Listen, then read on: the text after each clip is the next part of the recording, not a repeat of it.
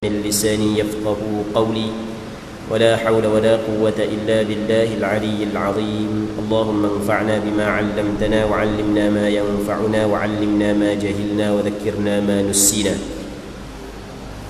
InsyaAllah kita sambung balik pengajian kitab Al-Azkar An-Nawawiyah, zikir-zikir yang disusun dan dikarang oleh Imam Nawawi berdasarkan kepada dalil-dalil syarak, yang mana kita sekarang ni di dalam bab azan. Kalau Muawiyah radhiyallahu anhu, dia berkata, aku mendengar Rasulullah sallallahu alaihi wasallam bersabda, al-muadhdhinuna aqwalun nasi a'naqan yaumal qiyamah. Artinya, para muazzin adalah orang yang paling panjang lehernya di hari kiamat. Hadis diriwayatkan oleh Imam Muslim. Muslimin muslimat yang dirahmati oleh Allah Subhanahu wa taala. Muawiyah menceritakan suatu perkataan Nabi sallallahu alaihi wasallam, yang mana perkataan Rasulullah tersebut adalah menjelaskan dan menerangkan tentang kelebihan azan. Kata Rasulullah, muazzin tuk-tuk bila, dalam istilah kita, tuk-tuk bila adalah orang yang panjang tekak dia di hari kiamat. Kita kalau sebut panjang tekak ni kita tak ambuh, sebab kita faham cacat ke mana. Dia maksud panjang tekak ni bukan cacat, bukan cacat. Panjang tekak ni tinggi. Dia dah Allah pada duk tengok. Apabila di padang mahsyar, tempat berhimpun manusia, muazzin tukang bang ni, oleh kerana ganjaran dia terlalu banyak, dia duk lenggok semua. Dia orang hak ceria, orang hak yang menanti-nanti ganjaran pas dia duk lenggok semua. Orang hak yang bermasalah, hak yang duk tunduk.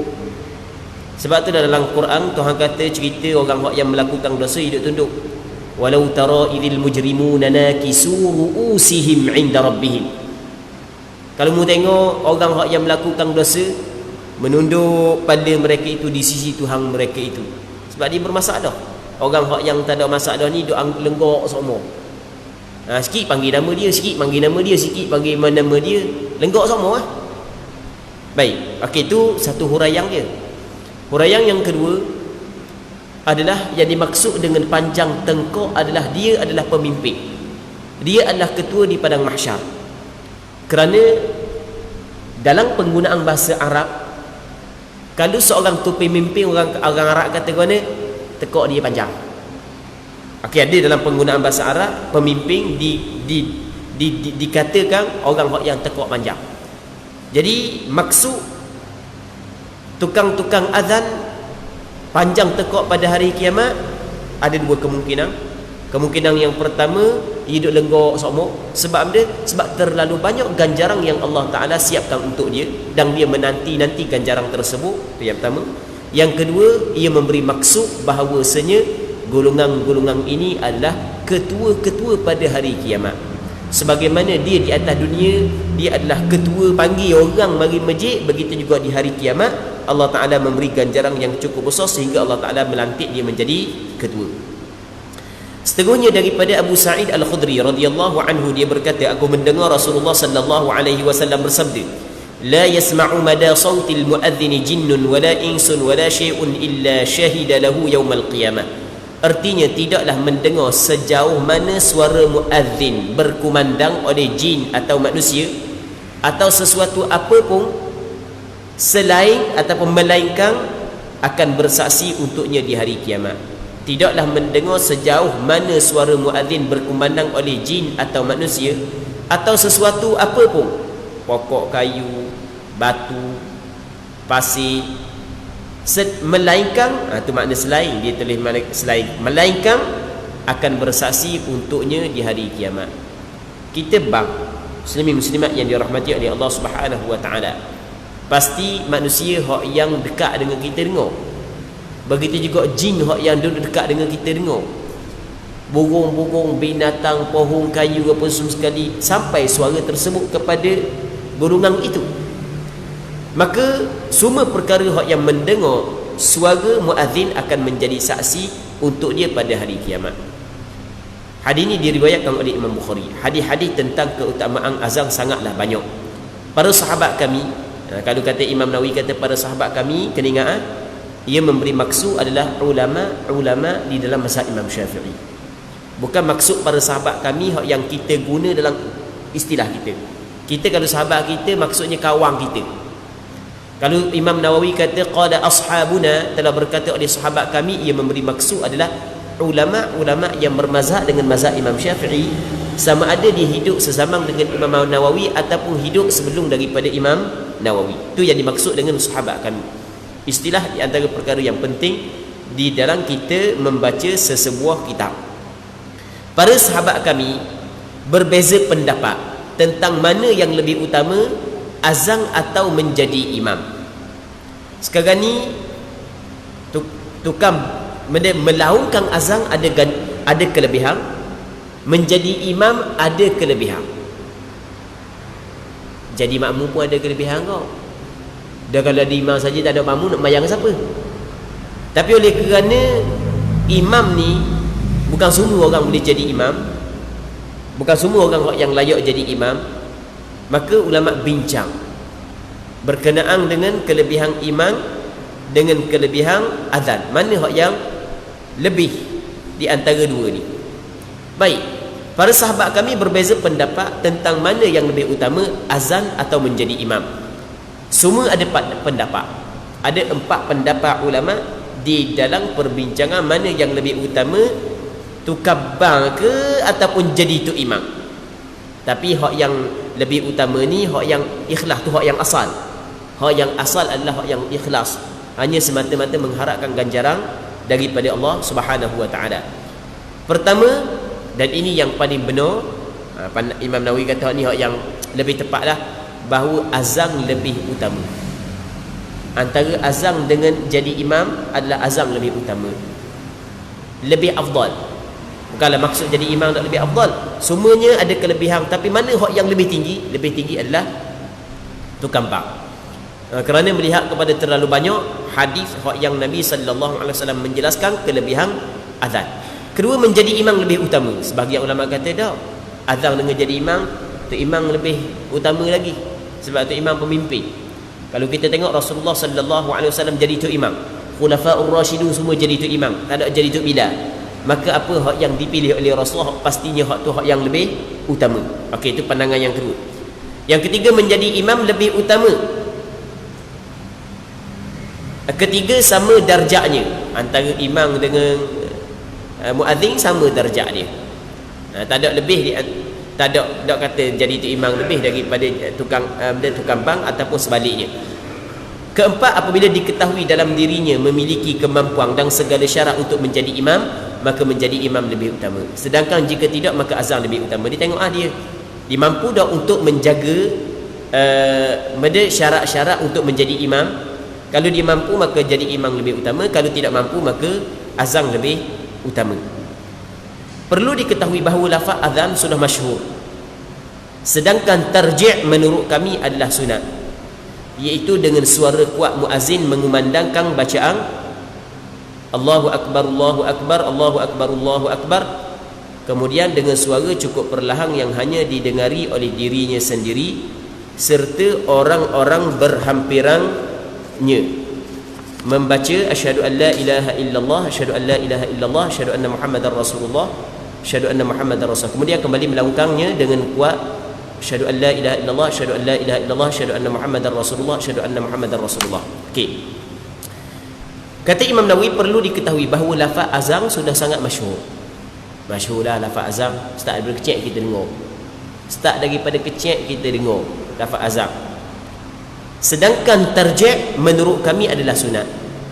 Dalam azan ada istilah yang dikenali sebagai tarji'. Apa makna tarji'? Tarji' ni adalah kita menuturkan 2 kalimah syahadah secara perlahan sebelum daripada kita menuturkan 2 kalimah syahadah secara nyari. Itu makna tarji'. Hukum tarji' di dalam azan adalah sunat. Maksud dia, Orang yang tidak terjek tetap sah azannya. Terjek lagu mana terjek? Gini terjek. Allahu akbar, Allahu akbar, Allahu akbar, Allahu akbar. Itu asyhadu an la ilaha illallah, asyhadu an la ilaha illallah, asyhadu anna Muhammadar Rasulullah, asyhadu anna Muhammadar Rasulullah. Lepas tu baru asyhadu an la ilaha illallah, asyhadu an la ilaha illallah, asyhadu anna Muhammadar Rasulullah, asyhadu anna Muhammadar Rasulullah. Maksudnya terjek ni adalah kita mengucap dua kalimah syahadah sebanyak dua kali dengan perlahan sebelum daripada kita menyaringkan. Tu makna terjek. Ada sebahagian daripada Tok Bilal di tempat kita tidak faham terjek. Nyebahang start daripada awal sampai ke akhir terjek mereka. Allahu akbar, Allahu akbar, Allahu akbar, Allahu akbar. Lepas tu Allahu akbar, Allahu akbar. Hak tu tak kena, hak tu tak betul. Bukan cara gitu terjek. Terjek hanya dua kalimah syahadah sahaja. Hukum terjek ulama berselisih kepada dua pandangan. Pandangan yang pertama adalah tidak disunatkan terjek. Ini pandangan dalam mazhab Hanafi. Pandangan yang kedua disunatkan terjek. Ini adalah pandangan mazhab Syafi'i. Sama-sama ada sandaran. Mazhab Hanafi dia melihat kepada hadis Abdullah bin Zaid. Abdullah bin Zaid adalah seorang sahabat yang pernah kita cerita sebelum daripada ni. Dialah yang bermimpi lafaz azan. Di masa Rasulullah datang ke negeri Madinah, Rasulullah berhijrah, Rasulullah mendirikan masjid. Rasulullah sallallahu alaihi wasallam ajak para sahabat untuk sembahyang berjemaah. Maka Rasulullah berbincang dengan sahabat. Dah kita nak panggil orang bayang jemaah, nak panggil gua ni. Sampai masuk waktu nak mari nak kupu nak panggil gua ni. Kalau zaman kita banyaklah, boleh kat WhatsApp, boleh kat telefon, boleh kat Facebook, boleh. Kat zaman kita nak buat lagu mana? Maka ada hak yang cadang kita buat macam orang Yahudi. Orang Yahudi dia pakai trompet dia pang sampai masuk waktu sembahyang dia. Ada hak yang cadang suruh pakai loceng sebagaimana hak yang dibuat oleh Nasara, ting ting sampai masuk waktu sembahyang. Ada hak cadang ingat api, ada cadang kat dera. Semua cadangan tersebut tidak diterima oleh Nabi sallallahu alaihi wasallam kerana Rasulullah tidak suka ikut cara ibadat, cara yang diamalkan oleh agama yang lain. Rasul suka menyalahi ahli kitab. Maka ada seorang sahabat Rasul nama Abdullah bin Zaid. Dia duk mikir nak buat mana? Duk mikir. Dia balik rumah tidur. Maka dia bermimpi. Dalam mimpi tersebut ada orang nak jual loceng. Orang duduk pegang loceng. Dia pun nak beli loceng tu. Tujuan dia. Orang tu tanya, dia kata nak mudah nak panggil orang semayang. Maka dia kata kalau gitu baik mu ucap dengan perkataan ni, hak yang lebih molek lagi dia pengajar azan kepada Abdullah bin Zaid. Maka lalu tu Abdullah bin Zaid pergi jumpa dengan Nabi sallallahu alaihi wasallam. Khabar kepada Rasul cerita tersebut hak yang dia bermimpi. Maka Rasul sallallahu alaihi wasallam suruh jadikan lafaz-lafaz tersebut sebagai lafaz azan dan dia diajar kepada Bilal bin Rabah. Rasul suruh dia ajar kepada Bilal bin Rabah kerana fa innahu anda minka sauta, kata Rasul, sebab Bilal bin Rabah lebih nyaring suara berbanding dengan mu. Baik, muslimin muslimat yang dirahmati oleh Allah Subhanahu wa taala. Dalam hadis Abdullah bin Zaid, tidak ada terjek. Apabila tidak ada terjek, maka kata mazhab Hanafi tidak disunatkan terjek. Manakala Imam mazhab Syafi'i mengatakan di sana ada hadis yang diriwayat daripada Abi Mahdhurah yang dikeluarkan oleh Imam Muslim. Abu Mahdhurah adalah tukang bank Rasulullah. Di zaman Rasulullah ada 4 orang tukang bank. Yang pertamanya Bilal bin Rabah, atau hak paling masyhur. Semua tukang bank di zaman kita panggil Tok Bilal belaka. Kita ada Imam Bilal. Kan gitu kan? Sebenarnya Bilal ni nama Bilal bin Rabah, sahabat Rasulullah. Tapi tukang bank Rasulullah bukan Bilal seorang. Tukang bank Rasulullah 4 orang di zaman Rasulullah. Yang pertamanya Bilal bin Rabah, yang keduanya Abdullah ibnu Ummi Maktum, seorang sahabat yang buta, yang turun surah Abasa wa tawalla an ja'ahu al-a'ma wa ma yudrika la'allahu yazakka. Yang ketiganya adalah Sa'ad Al-Qaradh, tukang bank di Masjid Quba. Yang keempatnya adalah Abu Mahdhurah, tukang bank di Masjid Al-Haram. Dia Abu Mahdhurah ni dia lewat memeluk Islam. Dia orang muda masa tu. Jadi tahun Fathu Makkah, Rasulullah sampai di Mekah. Lepas tu Rasulullah sallallahu alaihi wasallam lepas daripada pembukaan kota Mekah, lepas tu nak pergi perang dengan puak-puak Taif pula. Jadi puak-puak dia orang muda 2-3 orang ni, puak-puak dia ni dengar Rasul semayang sebelum semayang bila birabah bang, dia pun ajuk bang. Dia ajuk. Dia buat nganyi lah. Seolah kata buat nganyi, budak-budak buat nganyi. Rasul dengar. Dia ajuk. Lepas tu Rasul panggil lagi. Panggil Rasul kata, siapa hak yang bang tadi? Siapa hak yang bang tadi? Pakak tak mengaku lah, pakak takut lah, takut. Tentera hak yang besar. Sudah dah. Dalam perut kecup batu dah. Dia dah buat mana? Tentera besar mungkin mati. Tapi tidaklah Rasulullah buat lagu tu. Hak yang perasaan bagi dalam hati dia. Rasulullah kata, start daripada awal sampai akhir. Dah cuba ulang balik perkataan hak yang kata tak dibang. Hak ni bang. Rasul kata tak apa ni. Hak ni sampai kepada Abu Mahdurah, Rasul kenang. Memang Rasul kenang, Rasul dengar suara dia sedap. Maka Rasul pun panggil dia. Rasul pun sapu kepala dia, sapu dada dia, sapu doa. Maka akhirnya Allah Ta'ala buka pintu hati dia memeluk agama Islam. Maka Rasul jadikan dia sebagai tukar bang Rasulullah. Rasul hajar dia bang. Hak yang Rasul hajar dia bang adalah ada terjem. Allahu Akbar, Allahu Akbar, Allahu Akbar, Allahu Akbar. Asyhadu an la ilaha illallah, asyhadu an la ilaha illallah, asyhadu an la ilaha illallah, asyhadu anna Muhammad. Baru asyhadu an la ilaha illallah, asyhadu an la ilaha illallah, asyhadu anna Muhammadar Rasulullah. Rasul hajar terjem. Hadis riwayat Imam Muslim dalam sahih ni. Maka Imam Syafi'i mengambil hadis Abu Mahdurah sebagai dalil bahawasanya disunatkan terjek. Terjek hukum dia sunat. Jadi kalau orang tidak terjek, sah dak azan dia? Sah. Okey, boleh faham? Sebab dia merayak. Masalah kalau orang tidak terjek, sah dak azan dia? Kerana di sana ada orang kata, kalau Tok Bilal tu tidak terjek, dak sunat kita jawab azan. Pandangan tu adalah pandangan yang tidak tepat. Sama ada Tok Bilal terjek ataupun tidak, tetap sunat jawab azan. Sebab kata Rasulullah, idza sami'tul muadzin faqulu mithla ma yaqul. Apabila mendengar tukar bang sedang melaungkan azan, mu kena kata sebagaimana dia kata. Kalau mendengar orang Tok Bilal bang, kalau cakap kita Tok Bilal bang, maka mu kata sebagaimana dia kata. Jadi kalau terjek tu sunat, kalau orang tidak kata terjek, tetap sah azan dia, dinamakan dia muadzin, maka disunatkan kita kata sebagaimana hak yang dia kata. Ada orang kata kalau Tok Bilal dok terjek, dok sunat kita jawab azan. Pandangan tu adalah pandangan hak yang tidak betul. Sebab hukum terjek bukan wajib. Hukum terjek adalah sunat.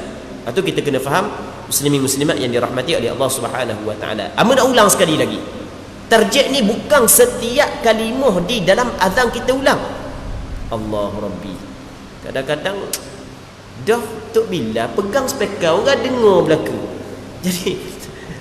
Jadi dah warna doa lalu sangat dak reti tu Tok Bilal tu. Warna dak belajar sangat tu. Habis tak daripada awal sampai akhirnya ulang belaka. Ni ada di tempat kita, yang ada di tempat kita ni. Benda tu bukanlah berdosa, akan tetapi dia telah melakukan suatu perkara yang bid'ah. Perkara yang tidak diajak oleh Nabi sallallahu alaihi wasallam. Kerana kejahilan, sepatutnya benda lagu tu belajarlah.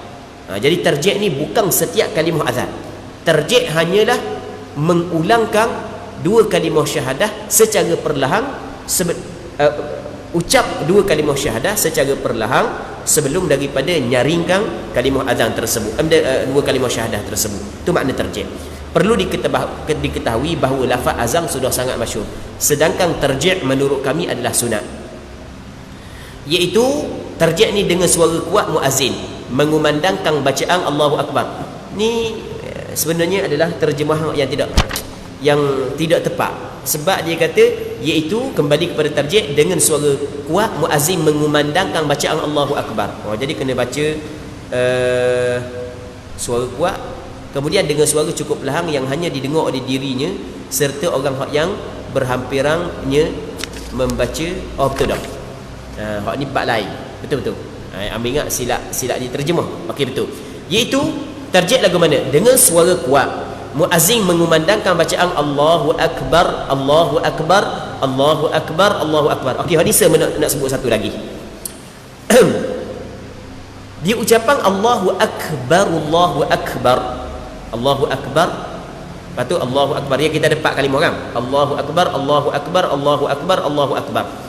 Bagi ra hak yang pertama. Okey, kita ada Allahu Akbar, Allahu Akbar. Dua kan? Lepas tu Allahu Akbar, Allahu Akbar. Okey, bagi ra yang pertama. Boleh faham tak bagi ra yang pertama? Allahu Akbar, hak yang pertama. Kata Allahu Akbar. Kalau kita gitu kan, Allahu Akbar, Allahu Akbar. Kata Allahu Akbar, Allahu Akbar. Dua kali kan? Bagi ra yang pertama, boleh baca tiga. Yang pertamanya bagi depan. Yang keduanya bagi datar. Yang ketiganya bagi mati. Okey. Bagi hak yang bagi depan mana? Allahu Akbar, Allahu Akbar. Allahu Akbar, Allahu Akbar. Ni bagi depan. Okey. Bagi depan, tahu tak hak yang baca bagi depan ni adalah bacaan orang awam. Bacaan orang awam. Baca bagi depan. Okey, sadah tak sadah? Dia baca orang awam. Allahu Akbar, Allahu Akbar. Allahu Akbar, Allahu Akbar. Satu. Yang kedua bagi mati. Allahu Akbar, Allahu Akbar. Allahu Akbar, Allahu Akbar. Kerana dia?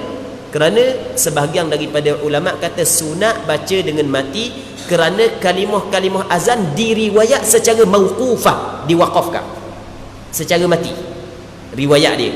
Okey, ni menurut pandangan sebahagian ulama. Yang ketiga, baca bagi datar. Allahu Akbar, Allahu Akbar. Allahu Akbar, Allahu Akbar. Baca bagi datar. Sebab dia baca bagi datar? Kerana ra pada asal adalah mati. Ra pada asal adalah mati. Lepas daripada dia, Allah dipanggil hamzah wasal. Lang mati. Hamzah wasal sebenarnya dia gugur pada ketika wasal. Maka berjumpa dua mati. Maka bagi hak yang ada pada Allah yang kedua diletak pada ra. Jadi Allahu Akbar, Allahu Akbar. Okey. Amba meriwayatkan hadis Abdullah bin Zaid dengan sanad yang bersambung sehingga kepada Rasulullah daripada sebahagian daripada guru amba. Ulang sekali lagi, amba meriwayatkan hadis Abdullah bin Zaid hak yang mimpi ya, dengan sanad yang bersambung sampai kepada Rasulullah. Amba meriwayatkan hadis tersebut dengan sanad yang bersambung.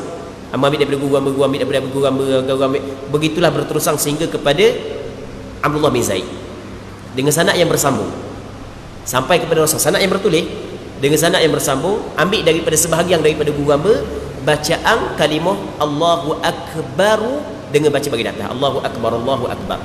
Dan sebahagian daripada masjid di negara Syria tidak baca, dia tidak tidak laung azan dengan Allahu Akbar, Allahu Akbar. Dia laung azan dengan Allahu Akbar, Allahu Akbar. Sebahagian daripada masjid di negara Syria, termasuk masjid Khalid bin Walid di negara Homs.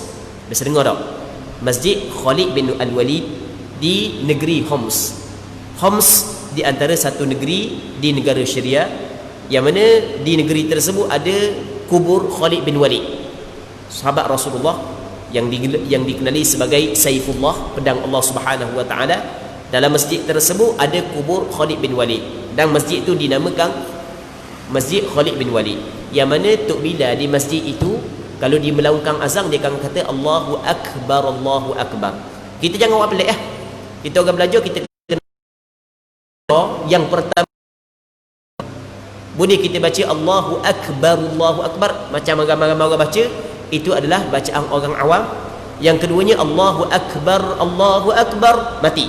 Hak tu hak yang asal mengikut pandangan sebahagian daripada ulama. Yang ketiganya apa hak yang dikata oleh seorang ulama lughah nama Imam Mubarrad, dia kata kena fathahkan ra bagi ra. Allahu Akbar, Allahu Akbar, Allahu Akbar, Allahu Akbar. Okey. Muslimin muslimat yang dirahmati oleh Allah Subhanahu wa taala. Kemudian dengan suara cukup perlahan yang hanya didengar oleh dirinya sendiri serta orang berhampirannya, dia membaca asyhadu an la ilaha illallah, asyhadu an la ilaha illallah, asyhadu anna muhammadar rasulullah, asyhadu anna muhammadar rasulullah. Kemudian kembali melaungkan dengan suara kuat. Ini panggil tarjih. Asyhadu an la ilaha illallah, asyhadu an la ilaha illallah, asyhadu anna muhammadar rasulullah, asyhadu anna muhammadar rasulullah. Okey, ini dipanggil tarjih. Amba ulang sekali lagi, tarjih hanya melibatkan dua kalimah syahadah sahaja. Dibacakan dua kalimah syahadah dua kali dengan perlahan, barulah dibaca dua kalimah syahadah secara nyari. Orang yang setiap kalimah takbir ulang dulu secara perlahan, baru dia nyaringkan, tu dah kena terjek. Dia dua-dua buat lalu. Ada juga orang dia kata asyhadu an la ilaha illallah, asyhadu an la ilaha illallah, asyhadu anna muhammad, asyhadu an la ilaha, asyhadu an la ilaha illallah. Sebenarnya tidak tepat terjek lagu tu. Terjek ni perhabis dulu dua kalimah syahadah, tu yang paling tepat. Kesalah bukan, siapa kedasa bukan, tapi yang lebih tepat lagu tu, yang lebih tepat. Kita perhabis dulu dua kalimah syahadah secara perlahan, baru secara nyari. Jadi kita kena betul yang mana tak betul ataupun kurang tepat. Ada yang tak betul. Tak betul tu kita kata gitu lah. Setiap kalimah tu nyebahang dah. Setiap kalimah Allahu akbar, Allahu akbar, Allahu akbar, Allahu akbar, Allahu akbar. Tu tak betul tu. Tu kena baiki. Yang pertama. Yang keduanya adalah yang kurang tepat. Mana? Asyhadu an la ilaha illallah, asyhadu an la ilaha illallah, asyhadu an la ilaha illallah, asyhadu an la ilaha illallah. Dia kena perlahan dulu dua kalimah syahadah, baru nyari kau. Ini sebagaimana yang disebut oleh Imam Nawawi di dalam kitab Al-Azkar An-Nawawiyah. Begitu juga tathwib juga disunatkan menurut pendapat kami, iaitu khusus pada azan subuh setelah selesai membaca hayya 'alal falah. Disunatkan pada azan subuh tu bila tathwib. Tathwib ni bahasa Arab. Maksud dia tathwib tu bila melaungkan ucapan as-salatu khairum minan naum, sunat selepas daripada hayya 'ala al-falah. Hanya khusus untuk sembahyang subuh sahaja. Sama ada takbir yang azan yang pertama ataupun azan yang kedua. Dia sembahyang subuh, dia sunat dua azan. Yang pertama azan sebelum daripada masuk waktu, yang keduanya azan setelah daripada masuk waktu. Di zaman Rasulullah, Bilal bin Rabah dia azan sebelum daripada masuk waktu subuh, manakala Abdullah ibnu Ummi Maktum azan selepas daripada masuk waktu subuh. Kedua-dua azan tersebut sunat kata as-salatu khairum minan naum, azan subuh. Walaupun orang kampung tu bangun belaka dah. Orang kampung tu bangun belaka dah. Kita kata tak bila. Dah mana dak kata as-salatu khairum minan naum. Tak bila kata benda lagi orang pakat bangun belaka dah. Dak, dia soal ni bangun ataupun tidak nombor 2. Sunat kerana mengikut apa yang datang di dalam hadis. Sunat kerana perkara tersebut dilakukan oleh sahabat Nabi sallallahu alaihi wasallam ketika melaungkan azan. Baik. Sama juga Zuhur. Ramai pakat tidur dalam masjid tu. Adakah sunat kita kata as-salatu khairum minan naum? Dah sunat. Dah apa Zuhur pun bahang as-salatu khairum minan naum. Dia kata tu ramai orang tidur, aku gerak dah mau bangun ni. Jadi aku kata as-salatu khairum minan naum. Tu dah. Okey, dia bukan melihat kepada wujudnya orang tidur ataupun tidak. Melihat, bahkan ia melihat kepada benda tu dilakukan oleh sahabat. Kalau kita melihat kepada adanya ataupun tidak orang tidur, maka kita kena kata kalau subuh tu tak ada orang bangun belaka dah. Sebab Tok Bilal bangun lewat hari tu dengan Tok Imam pukul 6.45 baru bangun pergi masjid, maka dia bang. Jadi orang bangun belaka dah. Jadi pakai nak kata as-salatu khairum minan naum, dah kena. Sunat kena kata. Tengah hari tu Zuhur, dah puasa pula puasa, orang pakat detik dia tidur atas masjid golek arek tidur. Kita nak sembahyang Zuhur, kita bang dulu. Dah tadi kita gerak dah bangun-bangun, pakat dah bangun lagi, kita pun faham as-salatu khairum minan naum. Boleh tak gitu? Tak boleh. Atau kita kena faham muslimin muslimat yang dirahmati oleh Allah Subhanahu wa taala. Maka diikuti dengannya as-salatu khairum minan naum, as-salatu khairum minan naum. Apa makna as-salatu khairum minan naum? Sembahyang lebih baik daripada tidur. Sembahyang lebih baik daripada tidur. Terdapat beberapa hadis yang menjadi dasar, menjadi sandaran hukum tarjih dan tathwib di atas. Adalah banyak hadis yang menjadi sandaran kepada sunatnya tarjih dan sunatnya tathwib. Perlu juga diketahui bahawa jika tarjih dan tathwib ini ditinggalkan, maka azan dia sah. Maksud azan dia sah, masih lagi dinamakan azan. Apabila masih lagi dinamakan azan, maka orang yang dengar azan sunat jawab. Sebab apa khabar tadi kan orang kata, kalau orang kata dak sunat jawab azan kalau Tok Bilal tidak tarjih, pandangan tersebut adalah pandangan yang tidak betul. Kerana hukum tarjih itu sendiri berlaku khilaf di kalangan ulama madhab, berlaku khilaf di kalangan sahabat Rasulullah. Dalam hadis yang diriwayat daripada Abdullah bin Zaid, dalam hadis yang diriwayat daripada Bilal bin Rabah tidak ada tarjih. Namun hadis yang diriwayat daripada Abi Mahdurah yang Rasul hajar kepada Abi Mahdurah ada tarjih. Jadi tarjih sendiri hukum dia berlaku khilaf. Yang pertama. Yang keduanya, hukum tarjih adalah sunat. Sama ada dia tarjih ataupun tidak, tetap sah azan dia. Sedangkan disunatkan kita jawab azan yang sah. Maka kalau orang tu tidak tarjih, tetap sunat jawab azan dia. Itu kita kena faham, muslimin muslimat yang dirahmati oleh Allah Subhanahu wa taala. Seterusnya perlu namun dianggap telah meninggalkan yang lebih baik. Dia panggil khilaful aula. Dia meninggalkan khilaful aula, meninggalkan al aula, yang lebih baik. Jadi hak yang baiknya kena ada tarjih. Kalau tidak tarjih, jadi dia telah meninggalkan hak yang lebih utama. Dia tidak sampai kepada makruh. Dia tidak sampai kepada makruh kalau kita tidak tarjih dalam azan. Tidak sah azan orang yang kurang akal. Maksud orang kurang akal di sini adalah orang yang gila. Orang gila tak sah azan. Dah mana tak bila ada azan subuh? Tadi ada dah dia azan. Ya azan pun masuk waktu dah, sedap suara dia. Tapi dia saat itu kurang dak warah mana. Dak warah mana? Tak sah, kena azan mula. Baik. Wanita tidak sah juga azan untuk jemaah lelaki. Wanita tidak sah azan untuk jemaah lelaki. Kalau untuk jemaah dia tak ada masalah. Ni kita bincang untuk jemaah lelaki. Dan orang kafir tidak sah azan. Azan anak kecil yang sudah berakal dihukumkan sebagai sah. Kalau budak kecil berakal dah sah. Maksudnya kalau kita kata dia mai dah lah, itu makna berakal dia mai dah. Umur dia dalam 10 tahun, kita suruh dia azan. Sebab dia suara sedap. Ataupun baru ni kita buat pertandingan azan, masjid kita anjurkan pertandingan azan, dia masuk dia menang. Maka kita pun suruh dia azan untuk meraihkan kemenangan dia. Maka tidak menjadi masalah sah azan dia. Apabila seorang kafir mengumandangkan azan dan membaca 2 kalimah syahadah dalam azannya tersebut, maka dia telah memeluk Islam menurut pandangan mazhab yang paling benar. Sekarang ni katakanlah orang kafir tu dia azan sebagai contoh. Kan dalam azan ada pengucapan 2 kalimah syahadah. Maka ketika mana dia mengucap 2 kalimah syahadah tersebut, dihukumkan dia sebagai orang Islam menurut pandangan hak yang lebih betul. Melainkan ada qarinah, ada bukti dan dalil bahawasanya pengucapan dia tersebut adalah pengucapan hak yang hanya bermain-main sahaja. Okey.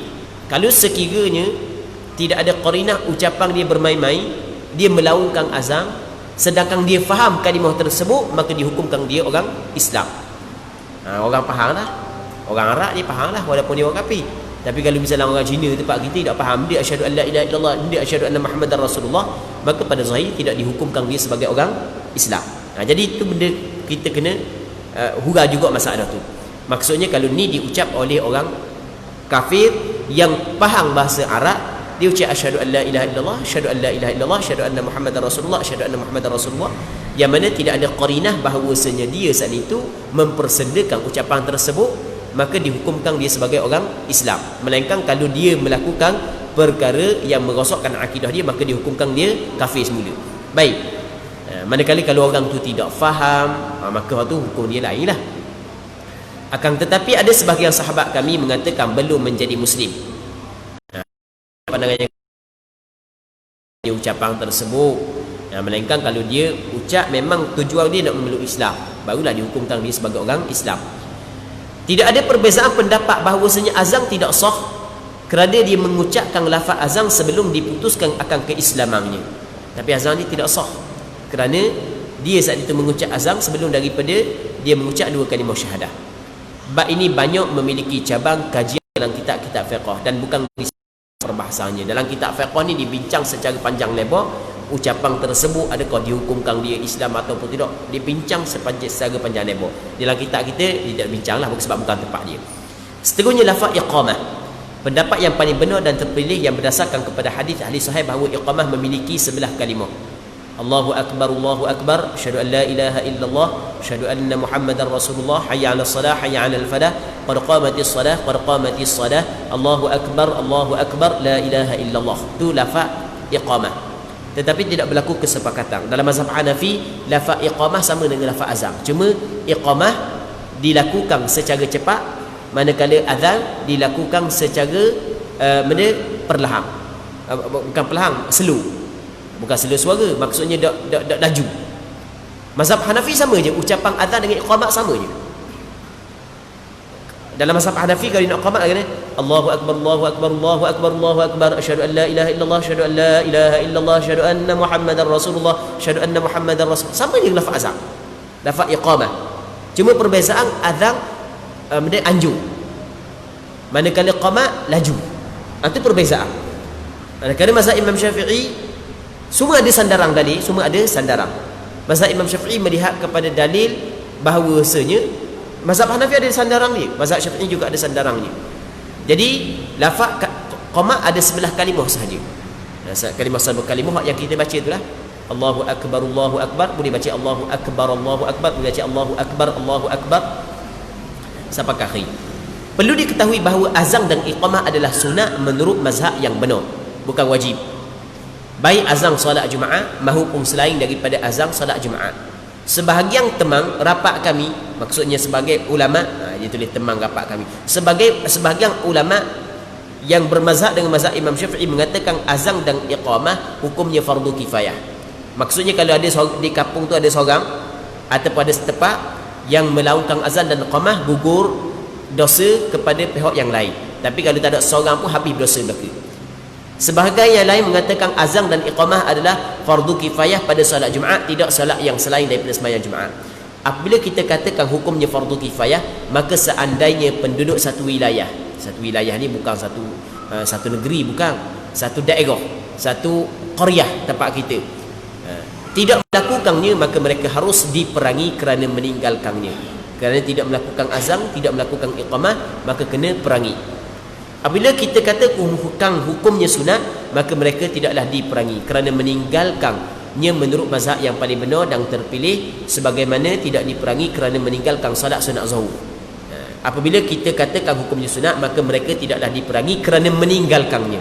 Ini menurut mazhab yang paling benar dan terpilih, sebagaimana tidak diperangi kerana meninggalkan salat sunat zuhur.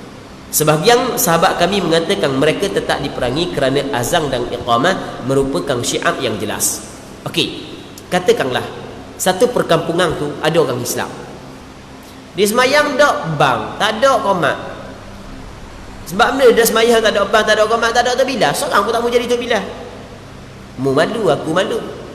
Tok Imam kata tak, aku nak jadi tabilah, aku jadi Tok Imam dah. Jadi tak ada seorang pun. Okey, sekarang diperangi golongan tersebut ataupun tidak, maka kata ulama kita kena tengok lagu mana. Yang pertama pandangan hak yang mengatakan fardu kifayah, yang keduanya pandangan hak yang mengatakan sunat. Pandangan hak yang mengatakan fardu kifayah, maka pemerintah wajib memerangi golongan tersebut, sebagaimana Abu Bakar memerangi golongan yang tidak mengeluarkan zakat walaupun masih lagi beriman kepada Allah dan Rasul. Baik. Yang kedua, pandangan hak yang mengatakan sunat. Pandangan yang kata dah sunat tak ada pegang-pegang dia lah. Dia memerangi ni bukan mesti bunuh. Maksud kapung lah, atau polis lah, suruh bang lah, pakai kejong suruh bang. Baik, nampak kalau lawang baru akak senjata kalau dilawang. Okey, pandangan yang kedua dia kata dah barang sunat tinggal takkan nak perang. Macam orang hak tak semayang zuhur, takkan tak semayang sunat zuhur, takkan nak diperangi golongan tersebut. Okey, dua. Yang ketiganya memang sunat, akan tetapi oleh kerana azan dan iqamah adalah syiar Islam, maka meninggalkan syiar Islam perlu diperangi. Jadi masalah ni ada perbezaan di kalangan ulama fiqh dan masing-masing ada sandaran dia. Hak yang paling ringan sunat tidak diperangi. Hak berat sikit fardu kifayah wajib diperangi. Tu berat sikit. Hak tengah berat sangat pun tak, hukum dia sunat tapi tetap kena diperangi. Baik. Azan disunatkan untuk dibaca secara tertil dengan suara kuat. Apa maksud secara tertil? Tertil ni maksudnya tidak laju. Kan qomat kan laju sikit kan. Kan kita tengok, kita dengar Tok Bilal kalau dia azan lambat sikit, kalau qomat cepat. Itu makna tertib. Sementara iqamah disunatkan dibaca dengan secara idraj, cepat-cepat. Allahu akbar, Allahu akbar, asyhadu an la ilaha illallah. Tapi kalau bang gitu pun tak ada masalah. Cuma tak ada sunat ah. Orang suka bang dia bang. Allahu akbar, Allahu akbar, Allahu akbar, Allahu akbar, asyhadu an. Macam qomat dah. Cuma lafaz aje bang. Sah, tak ada masalah. Ataupun orang suruh qomat nyebah macam azan sekarang. Allah, dia tarik. Habis makmum tengok belakang dia. Tak ada masalah. Cuma dia telah meninggal perkara yang sunat. Sah tetap sah. Qomat dia sah, azan dia sah. Azan disunatkan untuk dibaca secara tertil dengan suara kuat, sementara iqamah disunatkan secara idraj dengan suara yang lebih perlahan daripada azan. Dia kurang sikit daripada azan. Disunatkan muazzin memiliki suara yang bagus. Suara sedap lah, nyaring, dipercayai. Dia suara sedap ni nak buat anugerah daripada Allah Ta'ala. Suara sedap, anugerah daripada Allah Ta'ala. Baik, dipercayai. Orang yang boleh dipercayai. Kalau orang tak boleh dipercayai, tak sunat. Maksudnya dia boleh dipercayai, dia memang dia bang saat itu masuk waktu ni, dah masuk waktunya bahan dah. Orang berai belagu lambat bagi speaker, duduk rumah dah teringat dah nak pegang speaker. Lambat masuk waktunya bahan dulu lah. Orang suara sedap kan. Itu tak boleh. Itu tidak boleh dipercayai. Sunat orang yang dipercayai. Dapat memegang amanah. Tok Bilal adalah amanah. Tok Bilal yang dilantik lah amanah. Baik, bukan parti amanah. Amanah ni maksudnya siapa masa dia kena bang. Tok imam mari lewat sikit, tak apa, Tok Bilal kena mari awal. Baik. Main Tok Bilal menakut pula nak mari subuh. Susah juga. Ada satu di mana orang jabat agama kabur kamu. Masalah tak ada kamu Tok Bilal. Tak ada Tok Bilal kadang-kadang mari madak Tok Imam sama juga mari lewat amal. Kadang-kadang dia sampai masjid tu tengok tak ada orang, hidup menunggu dulu. Ali Jumaat hari baru dia sampai. Lepas tu orang tanya sebab apa dia? Sebab dia kata masjid tu musik. Padang pun. Sebab kih masjid tu musik. Jadi susah juga. Jadi susah. Orang jabat kamu jadi kesusah pula. Orang ahli Jumaat kata dah warna Tok Bilal mari, Tok Imam Tok Imam tak mari, Tok Bilal tak mari. Bukan tak mari, ya subuh teruk sangat. Kalau waktu lain tak apa subuh. Rupa-rupanya ada cerita di sebalik. Banyak kali duk tengok pakai putih 3 orang lah semayang Allah. Kecut batu Tok Bilal pun duk jauh. Padahal dalam hadis duk sebut apabila Bilal bang, setan lari sampai ketuk setan. Bilal takut pula kata Allah, nak buat orang ni. Dah kau kemuruh, biarlah. Duduk jauh je tengok. Kalau tengok orang hok pelik-pelik pergi pun dia tak pergi lagi. Takut atu. Jadi kalau orang kawan dia pergi, nampak 2 orang baru pergi. Ada tempat tapi yang mereka buat masjid mana? Ada cover. Baik. Orang jabat agama cover ambil. Jabat agama mana? Jabat agama Marang cover. Jadi bermakna masjid itu dalam daerah Marang. Daerah Marang luar. Daerah cover masjid mana? Allah nakal sungguh dah. Mengerti akan masuk waktunya. Mesti kena tahu masuk waktu. Zuhur lagu mana, asar lagu mana, maghrib lagu mana. Sebab kadang-kadang contoh, kita kata kadang-kadang mari masjid tiba-tiba jam tak ada. Jam ada tetapi takwin benda waktu tu tak ada. Elektrik habis. Maka dia kena tahulah lagu mana asal waktu zuhur apabila gelincir matahari, sebagai contoh. Dia kena tahulah. Seterusnya, dan sukarela. Atau yang lebih afdal, sukarela. Maksudnya sukarela tidak bergaji, tidak berelang. Tapi kalau ada elang bukanlah siapa ke haram, melainkan kalau dia qasak nak benda lagu tu, maka adalah perbincangan di kalangan ulama. Disunatkan muazzin berdiri tegak. Nak bang duduk pun tak apa. Kayak bang isyak tu pakai pegang speaker duduk. Allahu akbar, Allah, jangan ngaji Quran boleh. Cuma tak sunat. Suci badan. Badan suci daripada najis. Kalau ada najis, tak ada masalah. Begitu juga badan saat ni tu kena suci daripada hadas. Kalau tidak ada wudu, tak ada masalah. Cuma di sana ada pandangan yang mengatakan makruh Bilal melaungkan azan ketika dia tidak ada wudu. Tapi pandangan ini bukan pandangan yang disepakati. Ulama berselisih pandangan, apakah hukum Bilal melaungkan azan ketika dia tidak mempunyai wudu. Ada pandangan yang mengatakan makruh dan ada pandangan yang mengatakan harus. Baik. Seterusnya suci badan, pakaian dan tempat. Lepas tu dia melaungkan azan di tempat tinggi. Tu zaman dulu, zaman ni tak perlu tinggi dah sebab kita atur wakil dah. Atur speaker. Kita atur dah. Tak apa. Di zaman kita tak dah. Di zaman ni kira zaman dulu. Baik. Dan menghadap kiblat. Nak hadap ke lain apa? Nak hadap ke sana pun apa, sana pun apa, sunat ada kiblat. Jika dia mengumandangkan azan dengan berdiri, membelakangi atau berbaring atau tidak suci atau berjunub, maka azannya sah walaupun makruh. Kemakruhan dalam junub lebih besar daripada hadas. Kemakruhan dalam iqamah lebih besar lagi. Okey. Ada sebahagian ulama mengatakan makruh tu bila dia berjunub, dia bang. Makruh dia bang. Tapi bang luar masjid, kalau masuk dalam masjid bukan makruh, hukum dia haram. Haram kerana duduk dalam masjid ketika dia berjunub. Okey. Ni dia orang kata, tak bila bang aku nak dah mandi, dah masuk waktu gini bagi speaker kata. Lepas tu aku mandi lagi. Izwan dah speaker kat luar. Dia bahang kat luar tu. Allahu akbar. Maka hukum dia makruh. Baik. Kalau berhadah makruh juga tapi kurang sikit. Iqamah lebih makruh lagi berbanding dengan azan. Nak qomat, dia qomat tapi tak mandi junub lagi. Dia qomat. Orang kata dah masuk dah ni.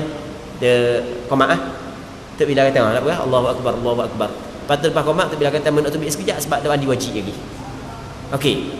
Hukum dia lebih makruh. Allah Rabbi, macam-macam. Seterusnya kemakruhan dalam junub lebih besar daripada hadas. Hadas ni hadas kecil lah. Kemakruhan dalam iqamah lebih besar lagi berbanding dalam azan. Azan tidak disyariatkan selain untuk solat 5 waktu. Selain daripada solat 5 waktu tidak disyariatkan. Baik. Sembahyang hari raya tidak disyariatkan azan. Sembahyang gerhana tidak disyariatkan azan. Sembahyang tarawih tidak disyariatkan azan. Sembahyang mayat tidak disyariatkan azan. Hak yang disyariatkan azan adalah solat 5 waktu, subuh, zuhur, asar, maghrib dan isyak. Baik untuk solat pada waktunya atau setelah selesai waktunya, untuk orang yang tinggal maupun orang yang sedang berpergian. Tengok baik untuk solat. Maksudnya sunat azan untuk 5 waktu ni, 5 fardu ni untuk solat pada waktunya, dibuat dalam waktu atau setelah selesai waktunya, qada. Sama ada sembahyang tu tunai ataupun qada. Baik. Sembahyang tunai sama ada dibuat di awal waktu ataupun tengah waktu ataupun akhir waktu. Antara kesilapan, tapi kesilapan bukan kesilapan yang besar. Kesilapan lah sebahagian daripada masjid di tempat kita. Hak duk kuliah siang malam duk kuliah hak. Duk siang malam. Tiba-tiba tu ustaz sudah pukul 9. Nak sembahyang teguh pergi qomat, tidak azan. Hak tu ada satu kesilapan. Tapi bukanlah sampai ke dosa dak bukan. Kerana kita kena ingat azan ni bukan hanya kerana masuk waktu, bukan. Azan adalah kerana untuk sembahyang fardu setelah daripada masuk waktu. Okey, boleh faham? Kalau dak masuk waktu dak ada azan melainkan subuh dengan Jumaat. Azan ni adalah kerana nak sembahyang fardu. Tapi disyarat setelah masuk waktu. Bukan kerana masuk waktu sahaja. Dah masuk waktu, aku tak mau sembahyang lagi, ni azan. Tidak sunat. Dia sunat kerana nak sembahyang apabila masuk waktu. Jadi bermakna kalau katakanlah isyak sekarang ni dalam pukul 8.06 lah. Ada setengah ustaz dia lajak sampai pukul 9. Setengah masjid itu pakai dak azan dah qamat. Maka perbuatan tersebut adalah menyalahi sunnah. Maksud dia menyalahi sunnah Rasulullah sallallahu alaihi wasallam. Dah hak mana hak betulnya? Hak betulnya bang dulu lah. Soal nak sembahyang sunat ataupun tidak lepas daripada bang tu nombor 2. Bang dulu. Lepas bang qamat lalu. Dah kita pukul 9 dah. Nak bang warna kayak orang kata pelik pula, payah benda tak payah pakai spekar luar, pakai spekar dalam je. Bang dalam masjid dah. Tak perlu pakai spekar. Sebab kita nak ambil fadilah sunat. Dah kalau orang ada bang ke dak qomat ke tak ada masalah. Tak payah bang, tak payah qomat pun sah sembahyang. Sebab bang dan qomat ukur dia sunat. Cuma komang lah kita kata benda. Komang belajar siang malang. Tapi buat saat itu macam orang yang tidak belajar. Jadi komang suruh tu je lah. Komang sepandai. Siang malang tapi buat macam guru tak belajar. Jadi komang. Okey, muslimin muslimat yang dirahmati oleh Allah Subhanahu wa taala. Kita tengok Rasulullah sembahyang qada, Rasulullah sallallahu alaihi wasallam. Okey. Satu ketika dalam suatu permusafiran, dalam suatu peperangan, Rasulullah jalan-jalan tengah malam, maka sekejap letih ni, maka Rasulullah kata mana? Dah kalau kita nak berhenti tidur sini, siapa yang nak jaga subuh? Siapa yang nak jaga subuh? Siapa nak gerak subuh? Bila bi Rabah sanggup. Bila bi Rabah sanggup. Tak apa Rasulullah. Hamba sanggup lah. Maka sahabat lain pakai tidur dah ke? Tidur belaka tengah malam tu. Bila bi Rabah pun dengung duduk tepi batu janda. Jenera dengan bila-bila. Jenera. Senyap tidur. Naik matahari tinggi dah esok, Rasulullah yang mula-mula sedar. Rasul kata, bila awak ni? Kata nak gerak. Kata Rasul, kata bila aku kena sebagaimana orang lain kena. Orang lain ngatuk, aku pun ngatuk juga Rasulullah. Awak ni ngatuk. Okey, maka Rasulullah sallallahu alaihi wasallam suruh para sahabat meninggalkan tempat tersebut kerana tempat tersebut adalah tempat syaitan. Rasulullah sebut lagu tu dalam hadis. Tempat hak siapa kena ada sembahyang tu tempat syaitan. Berangkat pergi ke tempat yang lain. Sampai tempat yang lain, maka Rasulullah sallallahu alaihi wasallam suruh Bilal bin Rabah melakukan azan seperti biasa. Qamat sembahyang sunat, lepas tu Rasulullah sallallahu alaihi wasallam sembahyang fardu subuh. Maka atas hadis tersebutlah mazhab Imam Syafi'i kata sembahyang qada pun sunat juga azan. Tapi jangan azan pakai spekar. Mari masjid dak qada sembahyang subuh tadi pukul 10 dia pegang spekar. Allahu akbar, Allahu akbar. Oh kata weh pukul 10 baru weh. Hamba nak qada sembahyang. Jangan untuk kita je lah. Muslimin muslimat yang dirahmati oleh Allah Subhanahu wa taala. Baik. Katanya disunatkan azan tidak disyariatkan selain untuk solat 5 waktu, subuh, zuhur, asar, maghrib dan isyak, baik untuk solat pada waktunya atau setelah selesai waktunya. Untuk orang yang tinggal, apa orang yang tinggal? Dia tak mana orang yang tinggal. Orang yang tinggal ni orang yang bermukim, orang yang ada kampung, mahupun orang yang sedang berpergian, orang yang bermusafir. Kita bermusafir, kita nak buat jamak, kita nak buat qasar. Sebelum daripada kita sembahyang, sunat kita bang. Tapi kalau kita berhenti di masjid, yang mana masjid sana itu orang bang dah. Lepas tu tu imam sembahyang, maka yang paling afdal kita sembahyang sekali dengan tu imam, tak perlu bang lah. Jadi kalau kita sampai tu orang selesai dah sembahyang pun sekali, sebelum daripada kita sembahyang jamak qasar, sunat kita bang. Adakah sunat 2 kali bang ataupun sekali? Di sini ada perbincangan di kalangan ulama. Adakah kita jamakkan zuhur dengan asar? Kata ulama, sunat bang sekali untuk sembahyang jamak. Cuma qamat sunat 2 kali. Sama juga orang yang mempunyai qada yang banyak. Dia ada 5 qada. 5 qada. Lepas jatuh wonyo atas kepala tu, pakai sehari semalam tak sedar. Tak bangun. Sebagai contoh. Tapi sebenarnya kalau misalnya pesang, tak wajib qada dalam mazhab Imam Syafi'i, tapi ada pandangan yang mengatakan wajib qada. Okey, kita buat contoh dia tidur. Saat ni pesang. Kita contoh tidur. Tidur sepakat ulama mengatakan wajib qada. Tidur memang sedap sungguh tidur. Start daripada dah dia balik Mekah ni, contoh balik Mekah baru ni tu, nak balik tu tawaf tak apa sekali, naik kapal terbang dok jenera takut. Acu nak tidur kakak langgar awang pula. Ngucap berapa kali.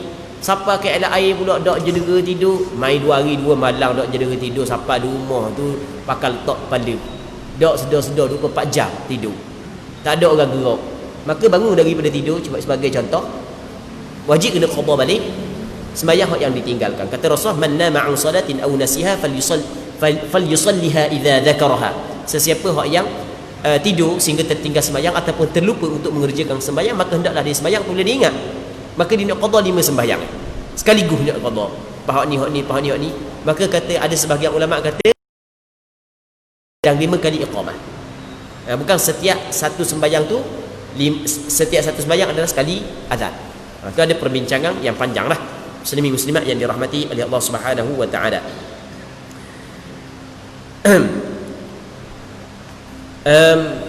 Mana saat ni? Panjang lagi azan tidak kita baca dah tu.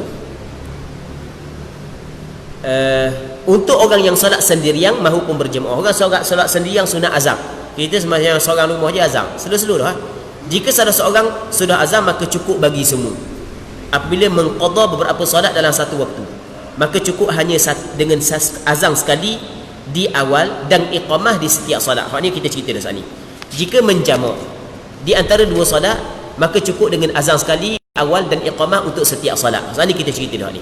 Sedangkan selain solat 5 waktu, tidak dikumandangkan azan sedikit pun dan tidak ada perbezaan pendapat dalam selain daripada 5 waktu tak ada azan. Kemudian dalam solat sunat berjemaah disunatkan untuk mengucapkan as-salatu jami'ah, boleh as-salata jami'ah, boleh as-salatu jami'ah. Seperti solat hari raya, solat kusuf ni solat gerhana dan istisqa. Ada perbezaan pendapat dalam azan untuk solat sunat tertentu seperti solat tarawih dan solat jenazah. Apa yang benar adalah bahawa solat tarawih menggunakan azan tetapi tidak untuk solat jenazah. Okey, hari ni kita kena berhenti sini dulu. InsyaAllah kita akan sambung balik pada bulan akan datang. Kemudian dalam solat sunat berjemaah disunatkan untuk mengucapkan as-salata jami'ah ataupun as-salatu jami'ah. Kita berhenti sini dulu. InsyaAllah kita sambung balik.